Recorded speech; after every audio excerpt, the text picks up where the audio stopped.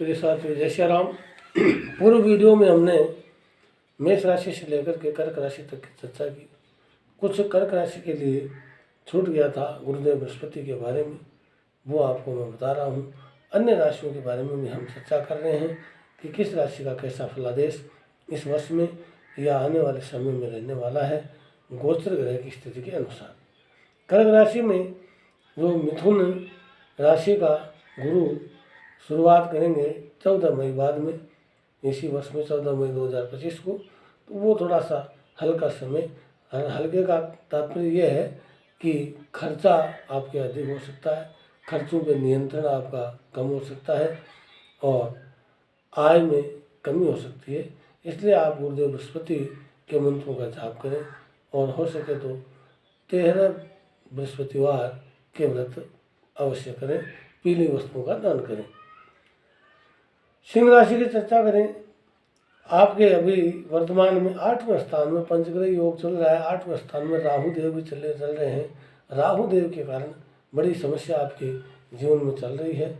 इस समस्या से निजात पाने के लिए आपको भगवान शंकर का गुणगान करना चाहिए, भगवान बजरंगबली की आराधना उपासना करनी चाहिए। साथ ही बुधादित्य योग भी बना हुआ है 8वें स्थान में, ये खर्चा आदि करवाते हैं और चंद्र शुक्र की युति भी बनी हुई है, इसलिए ये बहुत अच्छा नहीं कहा जा सकता। और शनिदेव की जो ढैया है वो भी आपके 8वें स्थान में 29 मार्च से शुरू हो जाएगी, तो इसलिए आपको बहुत ही सावधानी पूर्वक अपने कार्य सुचारू रूप से करने हैं। कन्या राशि की चर्चा करें। कन्या राशि में 18 मई शाम को 5:12 से केतु देव जो है 12वें स्थान में आ जाएंगे। तो केतु के कारण मन में आशंकाएं बनी रहती है, भ्रम की स्थिति बनी रहती है और हम जैसा सोचते हैं वैसा होता नहीं है, तो इसलिए मन को एकाग्र रखना है। अन्य ग्रहों की स्थिति कन्या राशि के लिए ठीक है। अपने नित्य कर्म करते हुए भगवान की उपासना करते रहें, अपने इष्ट देव की उपासना करते रहें। तुला राशि में हम चर्चा करें कि 8वां जो बृहस्पति देव चल रहे हैं 8वें स्थान में वर्तमान में, और 12वां केतु चल रहा है, ये बहुत ही हल्के हैं। यानी जो भी हम कार्य कर रहे हैं उस कार्य में हमें सफलता नहीं मिल रही है, कार्यों से भटकाव हमारा हो रहा है। जिस भी कार्य में हम हाथ डालते हैं उस कार्य में सफलता नहीं मिल रही है, खर्चे अधिक हो रहे हैं और आमदनी नाम मात्र की हो रही है। ऐसी स्थिति ये 15 मई से अच्छी बनेगी। ये जो स्थिति है वर्तमान में, इस पर अंकुश लगेगा, क्योंकि उस समय फिर आपके गुरुदेव बृहस्पति 9वें भाव में आ जाएंगे, गोचर करेंगे और 19 मई से केतु देव भी आपके अनुकूल हो जाएंगे। इसलिए आपको ये जो लगभग 2 माह का समय है बड़ा ही सावधानी से निकालना है और बृहस्पति देव की उपासना करनी है। ओम ग्रां ग्रीं ग्रों सह गुरुवे नमः मंत्र का जाप आप हमेशा करें, चाहे 11 बार करें, 21 बार करें, 108 बार करें, जितना भी आपको समय मिले कीजिए। वृश्चिक राशि की चर्चा करें। वृश्चिक राशि जो है, इनके लिए शनिदेव की जो ढैया चल रही थी वो ढैया अब पूर्ण होने वाली है। 29 मार्च को पूर्ण हो जाएगी। 8वां मंगल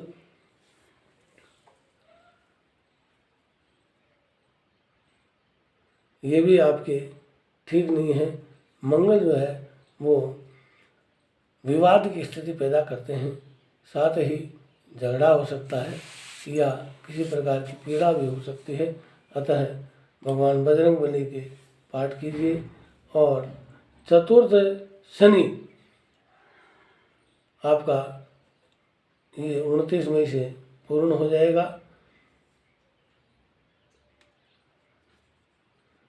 आगे धनु राशि की चर्चा करें। अभी धनु राशि में चतुर्थ स्थान में पंचग्रह योग जो चला हुआ है वो अनुकूल नहीं है। इसमें राहु के साथ में शुक्र देव की युति अच्छी नहीं है। साथ में चंद्रमा और राहु की युति माने तो ये विष योग कहलाती है, अर्थात अपने पितरों का दोष भी हो सकता है। तो धनु राशि के जातक अपने दैनिक जो भगवान की आराधना के कार्य हैं, उपासना के कार्य हैं, उनको कभी नहीं त्यागे, क्योंकि राहु देव उपासना से भी भटका देते हैं, अपने मन को एकाग्रता में नहीं रहने देते हैं, भटकाना इनका प्रवृत्ति है। इसलिए अपने को भटकना नहीं है और भगवान की पूजा पाठ करते रहना है। शनिदेव की ढैया जो है वो 29 मार्च से आपकी शुरू होने वाली है, तो इस ढैया के कारण भी आपको कुछ समस्या हो सकती है। इसलिए भगवान बजरंगबली का आप ध्यान कीजिए और बजरंग बाण का पाठ कीजिए शनिदेव के लिए, और प्रतिदिन सायंकाल सरसों के तेल का दीपक बजरंगबली के सामने भगवान शनिदेव के नाम से जलाएं। मकर राशि के जातकों की चर्चा करें। 8वां केतु ये आपके 18 मई बाद में आएगा, तो आपको सावधान रहना है। और शनि जो है वो आपका जो 7.5 बृहद कल्याणी की दशा चल रही थी शनिदेव की, ये 29 मार्च को उतर जाएगी। बहुत ही कठिन समय आपका ये निकला है और इन 7.5 वर्षों में कुछ समय खराब निकला है, क्योंकि अलग अलग ग्रहों की गोचर स्थिति के कारण जब अन्य ग्रह अपने साथ में होते हैं, युति करते हैं, तो सौम्य ग्रह तो अच्छे फल देते हैं और जो क्रूर ग्रह हैं वो अच्छे फल नहीं देते, वो खराब फल ही देते हैं। तो ऐसी स्थिति आपके इन 7.5 सालों में काफ़ी आई है, लेकिन अब उतरते हुए शनिदेव आपके ऊपर पूर्ण कृपा बरसाएंगे और उनकी कृपा से सभी प्रकार से आपका मंगल होगा। कुंभ राशि की चर्चा करें। कुंभ राशि में अभी आपके जो है शनिदेव की अंतिम ढैया आपके शुरू होएगी 29 मार्च से। 5 साल बीत जाएंगे, 5 साल के बाद में जो अंतिम ढैया है यानी 2.5 वर्ष तक का शनिदेव आपके अभी और रहने वाला है। 7.5 की दशा आपकी चली हुई है और अभी जो खर्चे वाली स्थिति बनी हुई है उस स्थिति से भी आपको निजात मिलेगी। वो 15 मई से मिलना शुरू होगा। 14 मई तक आपके गुरुदेव बृहस्पति चतुर्थ स्थान में होकर के खर्चा अधिक करवा रहे हैं, आमदनी कम हो रही है, विभिन्न प्रकार की समस्याएं भी आ रही है, इनसे आपको निजात मिलेगी। गुरुदेव बृहस्पति के लिए आप पीली वस्तु का गुरुवार के दिन दान करें। मीन राशि की चर्चा करें। मीन राशि में जो शनिदेव चले हुए थे 2.5 वर्ष उनके व्यतीत हो चुके होंगे 29 मार्च को, और अगली यानी मध्य की ढैया इनकी चलेगी, क्योंकि बृहद कल्याण दशा आपकी चल रही है और ये 7.5 वर्ष की लगी हुई है। 2.5 वर्ष व्यतीत हो जाएंगे 29 मार्च को, मध्य की ढैया आपकी शुरू होगी। हालांकि मध्य की ढैया में शनिदेव अनुकूल ही परिणाम देते हैं, फिर भी भगवान बजरंगबली के आपको पाठ नियमित रूप से करने हैं और शनिदेव को प्रसन्न करने के लिए सरसों के तेल का दीपक आपको सायंकाल के समय जलाना है भगवान बजरंगबली के मंदिर में या शनिदेव के नाम से। साथ ही चौथा गुरु आपका 15 मई से 14 मई बाद में यानी 15 मई से शुरू होने वाला है और उस समय आपके खर्चे अधिक हो जाएंगे, खर्चे बढ़ जाएंगे और आपको ऐसा प्रतीत होगा कि ये अप्रत्याशित खर्चे कहाँ से आने लगे। इनके ऊपर आपको कंट्रोल करना है, नियंत्रण करना है।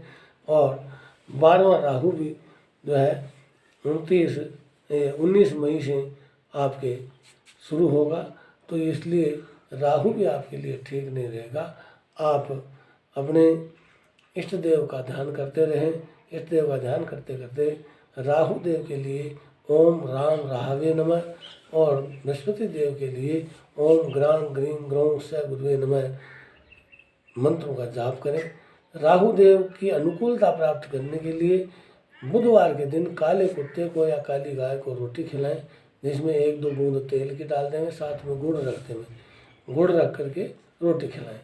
और बृहस्पति देव की अनुकूलता प्राप्त करने के लिए, उनका आशीर्वाद प्राप्त करने के लिए खर्चों पर नियंत्रण के लिए, आमदनी बढ़ाने के लिए, ऐश्वर्य प्राप्ति के लिए पीली वस्तुओं का दान करें।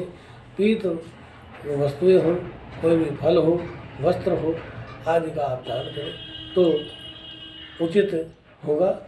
और इसी क्रम में मेरे YouTube चैनल को लाइक, शेयर और सब्सक्राइब कीजिए।